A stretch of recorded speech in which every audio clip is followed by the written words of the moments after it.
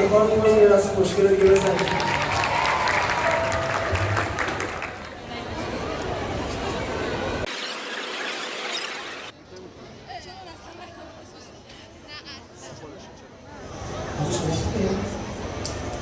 شما لیلا خانم باشید.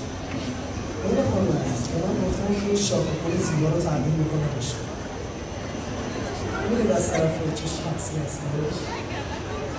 از طرف همسرتون هستش. همسرتون خیلی عاشق شما هست.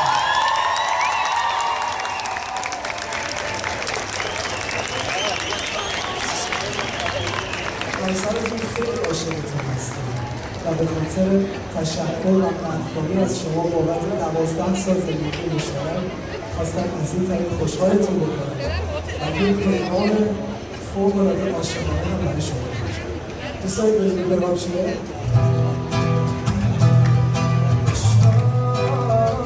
نمی‌دونی چه قشنگه ببینی یه جونی جنگه برات همه جور فقط باشی عشقا تو میدونی دلم تنگه خودمونی باخه سخته که لحظه دور از دل من باشی عشقم تو چه به ما برسی تو یه حس جدیدی برام نفسام به پاهات منده عشقم خارجش تو میبینی چجوری دلمو با یه نگاه تو از همه دور کرده عشقم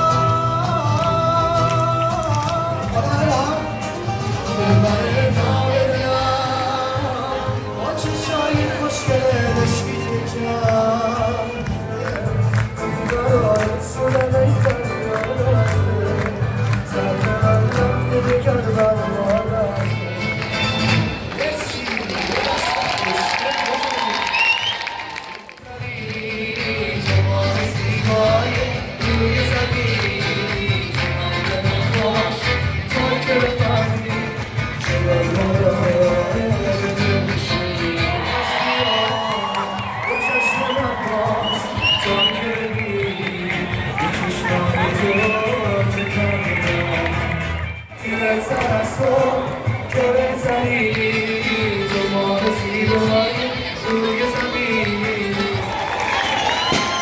خیلی مبارک باشه لیلا خانم عزیز.